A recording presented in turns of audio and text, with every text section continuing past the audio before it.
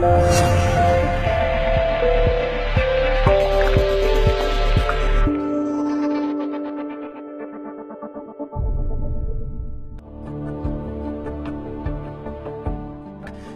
सेविका, कवि और वंचितों की आवाज उठाने वाली सावित्रीबाई ज्योतिराव फुले, जिनके जीवन और कृत्यों के बारे में अभी भी देश के बहुत सारे लोग नहीं जानते। यहाँ तक कि बहुत सारी महिलाएं भी इस बात से अनजान हैं कि अगर वे आज शिक्षित हैं, रोजगार के योग्य हैं, तो वो आखिर किसके प्रयासों के चलते हैं। सावित्रीबाई फुले का जन्म 3 जनवरी 1831 को पुणे से 50 किलोमीटर दूर पुणे के नैगांव में हुआ था।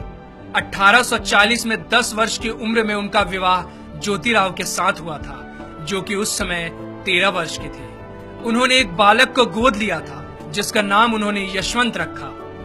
ज्योतिराव ने अपनी पत्नी को घर पर ही पढ़ाया और उन्हें शिक्षिका के तौर पर प्रशिक्षित किया।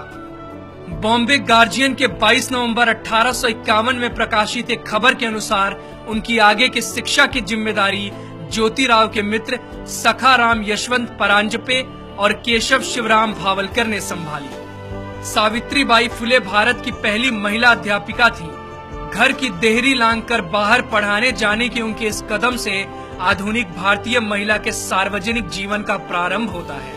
उन्होंने अपने पति ज्योतिराव फुले के साथ मिलकर महिलाओं की शिक्षा के लिए महत्वपूर्ण काम किया। 1848 में उन्होंने देश में पहली महिला स्कूल की स्थापना की, जिसके बाद वो 5 अन्य विद्यालय खोलने में सफल हुई।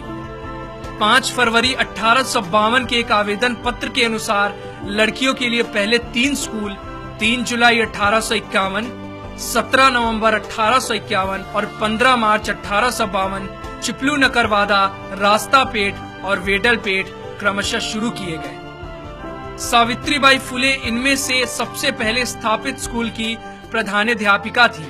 एक ऐसी महिला जिन्होंने 19वीं सदी में छुआछूत, बाल विवाह तथा विधवा विवाह निषेध जैसी कुरीतियों के विरुद्ध काम किया, उसे हिंदुस्तान ने भुला दिया। क्योंकि उनका जन्म एक दलित परिवार में हुआ था, उन्होंने भारत में नारी शिक्षा के लिए महत्वपूर्ण योगदान दिया। भारत में सावित्रीबाई और उनके पति दोनों ने मिलकर शूद्र एवं स्त्री शिक्षा आरंभ कर नए युग की नींव रखी। सत्यशोधक समाज की स्थापना 24 सितंबर 1873 को हुई और सावित्रीबाई फुले इस संस्था की एक अत्यधिक समर्पित कार्यकर्ता थी। ये संस्था कम से कम खर्चे पर दहेज मुक्त और बिना पंडित पुजारियों के विवाहों का आयोजन कराती थी। इस तरह का पहला विवाह 25 दिसंबर 1873 को संपन्न हुआ। सावित्रीबाई के मित्र बाजूबाई निम्बंकर की पुत्री राधा और सीताराम जाबाजी अल्हाट की शादी पहली सत्यशोधक शादी थी। इस ऐतिहासिक अवसर पर सावित्रीबाई ने स्वयं सभी खर्चे वहन किए। इस प्रकार के विवाहों की पद्धति पंजीकृत विवाहों से मिलती जुलती होती थी, जो आज भी भारत के कई भागों में पाई जाती है। पूरे देश के पुजारियों ने इन विवाहों का विरोध किया और वे इस मुद्दे को लेकर कोर्ट में भी गए। फूले दंपत्ति को कठोर परेशानियों का सामना करना पड़ा, किंतु इससे वे अपने पद से विचलित नहीं हुए। 4 फरवरी 1889 को उन्होंने अपने दत्तक पुत्र की शादी इसी पद्धति से की। यह विवाह आधुनिक भारत में पहला अंतरजातीय विवाह था। सावित्रीबाई पूरे देश की महानायिका हैं। जब सावित्रीबाई कन्याओं को पढ़ाने के लिए जाती थी, तो रास्ते में लोग उन पर गंदगी, कीचड़, गोबर, विष्ठा तक फेंका करते थे, जिसके कारण वो एक साड़ी अपने थैले में लेकर चलती थी और स्कूल पहुंचकर गंदी हुई साड़ी को बदल लेती थी। महात्मा ज्योतिबा फुले की मृत्यु सन 1890 में हुई।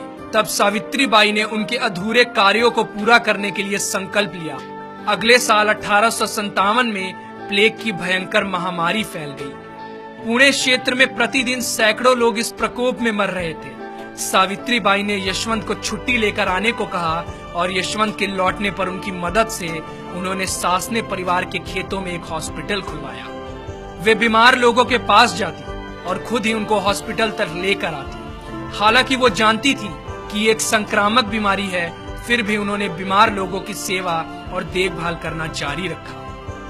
जैसे ही उनको पता चला कि मुंधवा गांव के बाहर महारों की बस्ती में पांडुरंग बाबाजी गायकवाड़ का पुत्र प्लेग से पीड़ित हो गया है, वो वहां गईं और बीमार बच्चे को पीठ पर लादकर हॉस्पिटल लेकर दौड़ी। इस प्रक्रिया में यह महामारी उनको भी लग गई और 10 मार्च 1897 को रात 9 बजे आखिरकार उनकी सांसें हमेशा के लिए थम गई। दीन बंधु ने उनके मृत्यु की खबर को बड़े ही दुख के साथ प्रकाशित किया। जो लोग पीठ पर अपने पुत्र को बांधकर दुश्मन से लड़ती हुई लक्ष्मीबाई की बहादुरी का गुणगान करते हैं, उन्होंने इस महिला की बहादुरी को पूरी तरह से नजरअंदाज कर दिया है, जिसने अपनी पीठ पर लादकर एक बीमार बच्चे को बचाया। उनका पूरा जीवन समाज में वंचित तबके, खासकर महिलाओं और दलितों के अधिकारों के लिए संघर्ष में बीता। उनकी एक बहुत ही प्रसिद्ध कविता है जिसमें वो सबको पढ़ने लिखने की प्रेरणा देकर जाति तोड़ने की बात करती है। जाओ जाकर पढ़ो लिखो, बनो आत्मनिर्भर, बनो मेहनती, काम करो ज्ञान और धन इकट्ठा करो। ज्ञान के बिना सब खो जाता है, ज्ञान के बिना हम जानवर बन जाते हैं। इसलिए खाली ना बैठो, जाओ जाकर शिक्षा लो। तुम्हारे पास सीखने का सुनहरा मौका है, इसलिए सीखो और जाति के बंधन को तोड़ो।